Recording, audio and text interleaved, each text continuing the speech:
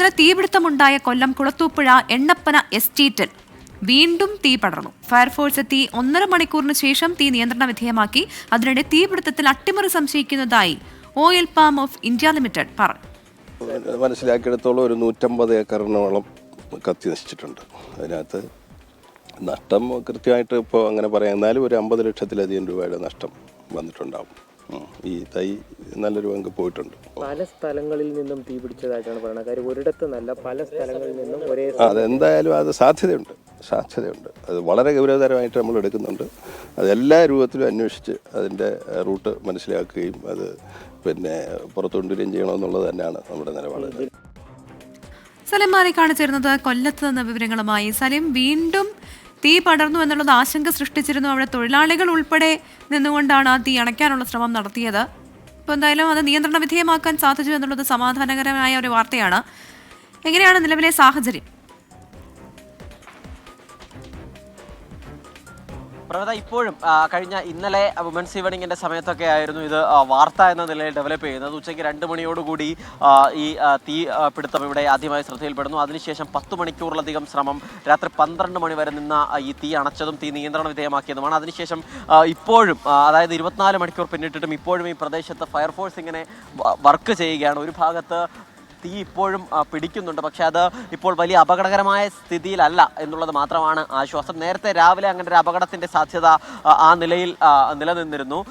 വലിയ നിലയിലേക്ക് തീ പടർന്നു, ഏകദേശം 2 കിലോമീറ്ററിലധികം ചുറ്റളവിൽ തീ പടരുന്ന ഒരു സാഹചര്യം ഉണ്ടായിരുന്നു. അത് വളരെ പണിപ്പെട്ടാണ്. ആദ്യം തൊഴിലാളികളായിരുന്നു, ഈ ഫയർഫോഴ്സ് അടുത്തുണ്ടായിട്ടും അവർ എത്താത്തൊരു സാഹചര്യമൊക്കെ ഉണ്ടായിരുന്നു. അതിന് പിന്നാലെ തൊഴിലാളികൾ ചേർന്ന് വളരെ കഷ്ടപ്പെട്ട് തലച്ചുവടായി വെള്ളമൊക്കെ കൊണ്ടുവന്നൊഴിച്ച് ആ തീ അണയ്ക്കുന്ന കാഴ്ച നമ്മൾ കണ്ടതാണ്. പിന്നീട് ഫയർഫോഴ്സ് എത്തി, അതിനുശേഷം ആ തീ നിയന്ത്രണ വിധേയമാക്കി. അപ്പോഴും ഈ എസ്റ്റേറ്റിൻ്റെ പല ഭാഗങ്ങളുമായി 150 ഏക്കറിലധികമാണ് ഇന്നലെ തീ പിടിച്ചത്. അതിൻ്റെ ഇന്നലെ തീ പിടിച്ച ഭാഗങ്ങളിലെ പല ഭാഗങ്ങളിലും ചെറിയ നിലയിൽ ഇപ്പോഴും തീ പടരുകയും പിടിക്കുകയും അത് കെടുകയും ഒക്കെ ചെയ്യുന്നുണ്ട്. അതുകൊണ്ട് തന്നെ മുഴുവൻ സമയം ഇതുവഴി ഫയർഫോഴ്സ് റോന്തു ചുറ്റി ആ വഴികളിൽ തീ പിടിക്കുന്ന സ്ഥലങ്ങളിൽ ഓരോ സ്ഥലങ്ങളിലുമായി ആ തീ അണയ്ക്കുന്നൊരു ശ്രമം നടത്തുന്നുണ്ട്. പക്ഷേ അപ്പോഴും അത് പൂർണ്ണമായി അണഞ്ഞിട്ടില്ല എന്നുള്ളൊരു ആശങ്കയാണ്. കാരണം ഏത് നിമിഷം വേണമെങ്കിലും ഇന്ന് രാവിലെ സംഭവിച്ചതുപോലെ നിയന്ത്രണ വിധേയമായ തീ ഒരു തീപ്പൊരിയിലൂടെ വലിയ നിലയിൽ ഒരു തീയായി മാറിക്കൂടായികയില്ല എന്നുള്ളത് തന്നെയാണ് ആശങ്കപ്പെടുത്തുന്ന സാഹചര്യത്തിന്റെ പ്രധാനപ്പെട്ട കാര്യം. എന്തായാലും ഈ തീപിടുത്തത്തിൽ, ഇന്നലെ ഉണ്ടായ ഈ തീപിടുത്തത്തിൽ ഒരു അട്ടിമറി സാധ്യത ഉൾപ്പെടെ ഓയിൽ പാം ലിമിറ്റഡ് സംശയിക്കുന്നുണ്ട്. കാരണം കഴിഞ്ഞ വർഷവും ഇതേ ദിവസം ഈ എസ്റ്റേറ്റിൽ തീപിടുത്തമുണ്ടായിരുന്നു. അത് ചെറിയ തീപിടുത്തമായിരുന്നു. ഇന്നലെ ഒരേ സമയം 3 സ്ഥലത്ത്, ഈ കാറ്റ് പോലും വരുന്നതിന് മുൻപ് തന്നെ ഒരേ സമയം 3 സ്ഥലത്ത് തീപിടുത്തം ഉണ്ടായതാണ്. ഇതിലൊരു അട്ടിമറി സാധ്യത സംശയിക്കാൻ കാരണം. മാത്രമല്ല, ഈ എസ്റ്റേറ്റിനെ ചുറ്റിപ്പറ്റി ചില വിവാദങ്ങൾ ഉണ്ടായിരുന്നു. മാനേജ്മെന്റും തൊഴിലാളികളും തമ്മിൽ ചില പ്രശ്നങ്ങൾ ഉണ്ടായിരുന്നു. ഇവിടുത്തെ കുറുന്തോട്ടി കൃഷിയുമായി ബന്ധപ്പെട്ട അഴിമതി ആരോപണമൊക്കെ ഉയർന്നു വരുന്ന സാഹചര്യമൊക്കെ ഉണ്ടായിരുന്നു. അതുകൊണ്ട് തന്നെ ആ നിലയിൽ ഏതെങ്കിലും തരത്തിലുള്ള അട്ടിമറിയാണോ ഈ തീപിടുത്തത്തിന് കാരണമെന്ന് അന്വേഷിക്കണമെന്നാവശ്യപ്പെട്ട് ഓയിൽ പാം ലിമിറ്റഡ് പോലീസിൽ പരാതി നൽകിയിട്ടുണ്ട്. അതല്ലാതെ തന്നെ തീപിടുത്തത്തിന്റെ കാരണം അന്വേഷിക്കാൻ പുനലൂർ RDO ചുമതലപ്പെടുത്തി ജില്ലാ കളക്ടർ ഉത്തരവിറക്കിയിരിക്കുന്ന സാഹചര്യമുണ്ട്.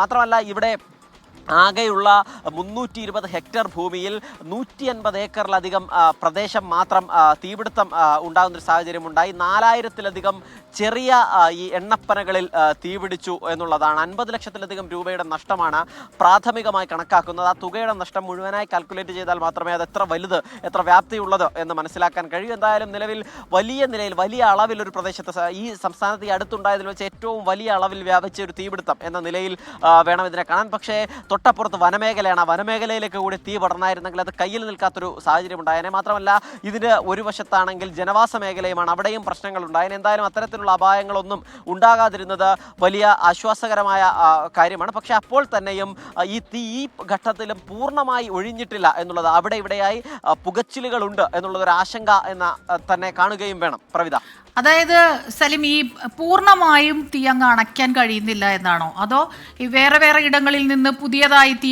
ഉണ്ടാകുന്നു, അങ്ങനെയാണോ? ഈ ചിലയിടങ്ങളിലൊക്കെ ഇങ്ങനെ കിടന്ന് കാറ്റ് വരുമ്പോൾ ആ കനൽ കത്തി വീണ്ടും പടർന്ന് കാട്ടുതീയൊക്കെ ഉണ്ടാകുന്ന ഒരവസ്ഥ അതുപോലെയാണല്ലോ. ഇപ്പം ഈ ഉണങ്ങി കരിഞ്ഞു നിൽക്കുന്ന ഒരു സാഹചര്യം ഉള്ളത് കൊണ്ട് പൂർണ്ണമായും തീ അങ്ങോട്ട് അണയ്ക്കാൻ കഴിയുന്നില്ല എന്നാണോ മനസ്സിലാക്കേണ്ടത്?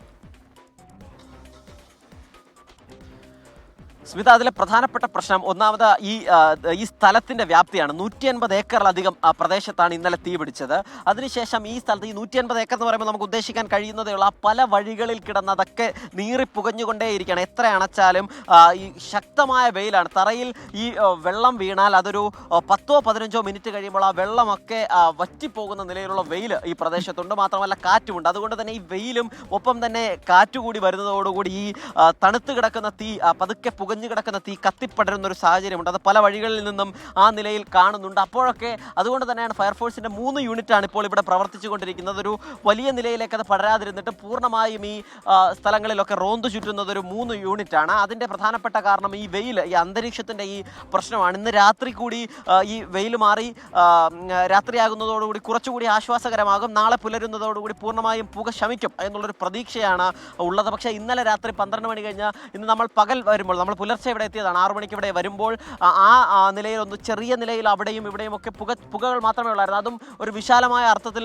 ഉണ്ടായിരുന്നില്ല എന്നുള്ളത് കൂടിയാണ്. കാര്യം ഞങ്ങൾ രാവിലെ ഇവിടെ എത്തുമ്പോൾ ഇവിടെയൊക്കെ വെളിച്ചമില്ലായിരുന്നു. കൃത്യമായി വെളിച്ചമില്ലാത്തതുകൊണ്ട് ആ തീപിടുത്തം എവിടെയാണ് ഉണ്ടായത് എന്ന് നമ്മൾ ആ സ്ഥലം കണ്ടുപിടിക്കാൻ വല്ലാതെ ബുദ്ധിമുട്ടി. കാരണം അത്രയധികം പുകയൊന്നും നമുക്ക് കാണാൻ കഴിയുന്നില്ലായിരുന്നു. പക്ഷേ ഈ അന്തരീക്ഷത്തിൻ്റെ, ഈ സ്ഥലത്തിൻ്റെ സ്വഭാവം ആകെ ഒരു 9 മണി കഴിഞ്ഞപ്പോൾ മാറി പതുക്കെ തീ വരുന്നൊരു സാഹചര്യം ഉണ്ടായി. 10 മണിക്ക് ശേഷമാണ് അതൊരു വലിയ തീപിടുത്തം എന്ന നിലയിലേക്ക് മാറുകയും ചെയ്തത്. ഒരു 2 മണിക്കൂറിലധികം നേരം നീണ്ടു നിന്നു. ഒരു 2 ഏക്കർ പ്രദേശം പൂർണ്ണമായും വലിയ നിലയിൽ ഒരിടം കത്തുമ്പോൾ എന്ന നിലയിൽ ആളിപ്പടരുന്ന ഒരു സാഹചര്യമുണ്ട്. അങ്ങനെയുള്ള ആശങ്ക ഇവിടെയുണ്ട്. കാരണം ഏത് വഴിയിൽ നിന്നാണ് ഈ പുകഞ്ഞു കിടക്കുന്ന, ചെറുതായി പുകഞ്ഞു കിടക്കുന്ന സ്ഥലം കത്തിപ്പിടിക്കുന്നത്, കത്തിപ്പടരുന്നത് എന്നുള്ളത് തന്നെയായിരുന്നു ആ ആശങ്ക.